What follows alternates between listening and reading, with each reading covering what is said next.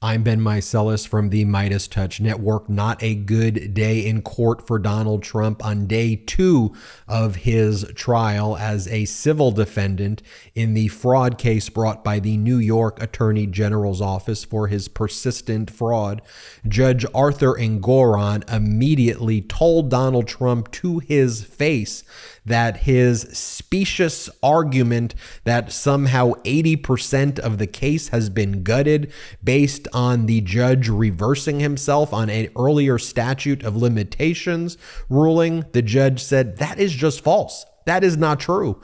That is not what I did. You may recall that Donald Trump left the proceedings after day 1 of trial, and he acted like Judge Engoron made a very favorable ruling for him. And Donald Trump, who's on trial for inflating numbers, inflating valuations, he said that based on what the judge just ruled, 80% of the case against me has been dismissed. That is utterly preposterous. I explained to you in real time when Donald Trump said that he is completely wrong about that he has no clue what he is talking about at all. Judge Engoron did not do that. Let me show you this clip of Donald Trump making that statement yesterday. Then let me tell you what went down in court earlier today. Play this clip. Well, I think that was very good.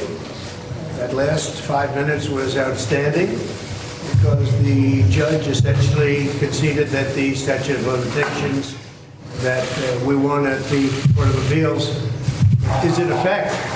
Therefore, about 80% of the case is over. I was going to come out and say that, as you know, we're not entitled to a jury, which is pretty unusual in the United States of America. So we think it's very unfair that I don't have a jury, but the judge's last statement was very fair. And if I read it right, I'll let perhaps one of the lawyers speak to it. But Cliff, maybe you'll speak to it if you would. But the way I interpret that, and the way everyone else in the room seems to interpret that, is that the statute of limitations is a very real thing in this country. So Donald Trump made that statement after earlier in the day attacking Judge Engoron, attacking New York Attorney General Letitia James. And what we had always known, because this issue had already gone before the Court of Appeals, Donald Trump had been arguing that when loans were closed, that starts the running of the statute of limitations.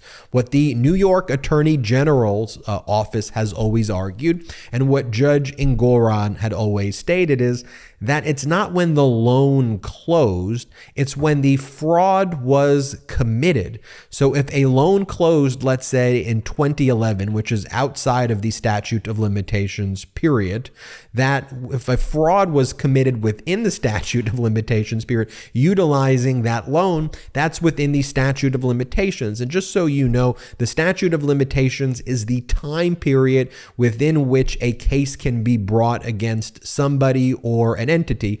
And if the event happened outside of the statute of limitations, you're not able to sue person or bring charges against them for those events. So here's an article about what happened earlier in the day. Judge shuts down Trump's claim that he reversed himself on statute of limitations. Trump claimed that the judge overruled himself and that would knock out 80% of the case. But the judge began day 2 by shooting that down to Donald Trump's face. And after Donald Trump made those statements that I just showed you, all of the right-wing media was posting this, and then legacy media that doesn't know how to do their job was just parroting all this stuff. So all these right-wing accounts, 80% of the case is gone. Trump gets a big victory, major win, 80% of the case is gone. Letitia James is scrambling out of court now. And as I was saying, that is not the case at all.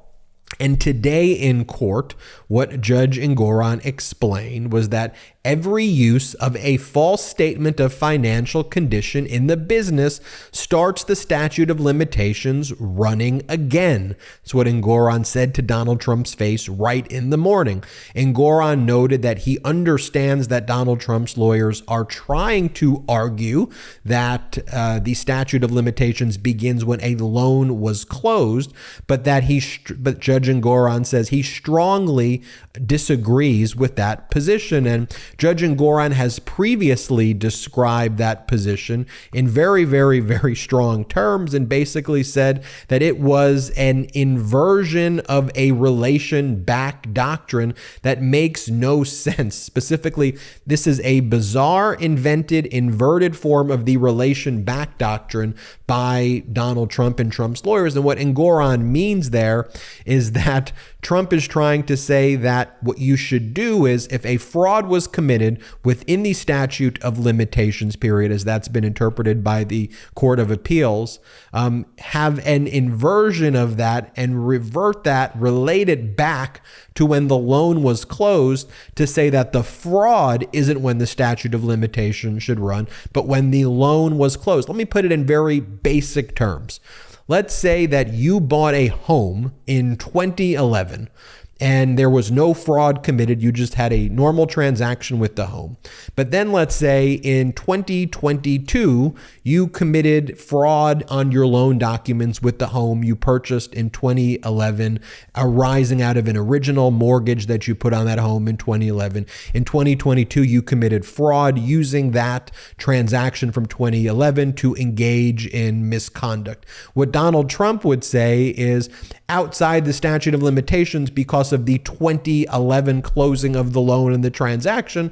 And the New York Attorney General and Judge Engoron are like, what are you talking about? The fraud was committed within the statute of limitations period. And look, one of the ways I knew that Donald Trump was just completely and utterly wrong on the statute of limitations, in addition to the fact that he's completely and utterly wrong about everything, is that the Court of Appeals has already looked into these issues.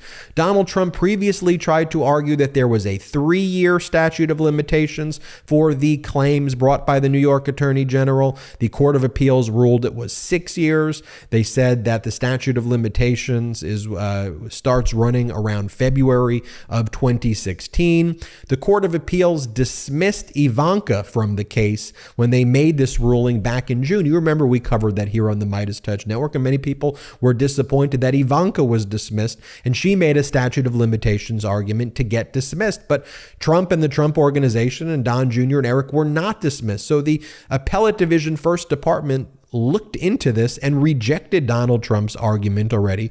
This is not a confusing issue. And if you just follow the case law and the facts here, you would know that Donald Trump was completely and utterly making that up. And again, the media bought into it. So no, as I said before, 80% of the case has not been gutted. The case is still hundreds of millions of dollars against Donald Trump. And Donald Trump has already been found liable by the judge for engaging in persistent fraud. He's already lost partial summary judgment such that the LLCs that Trump controls are canceled and dissolution of the Trump Organization has been ordered. So what was Donald Trump's response to all of this? Well, he's attacking Judge Engoron's clerk. While Trump is in the courtroom, he posted this threat against Judge Engoron's clerk, saying Schumer's girlfriend, Allison Greenfield, is running this case against me. How disgraceful. This case should be dismissed immediately, and posts a photo of her and a link to her Instagram to his social media followers. Trump engaging in a threat while in court against the judge's clerk. I want you to think about that. That's how Trump is lashing out after that. You know, the order was what we said the order was, and that's how Donald Trump behaves. We're going to keep you posted about what happens next, but I wanted to show you how the judge just rejected Trump to his face. Hit subscribe. We're on our way to 2 million subscribers, and check us out at patreon.com/MeidasTouch. Have a great day. At MeidasTouch, we are unapologetically pro-democracy, and we demand justice and accountability. That's why we're spreading our message to Convict 45. That's right, gear up right now with your Convict 45 tees and pins at store.meidastouch.com. That's store.meidastouch.com.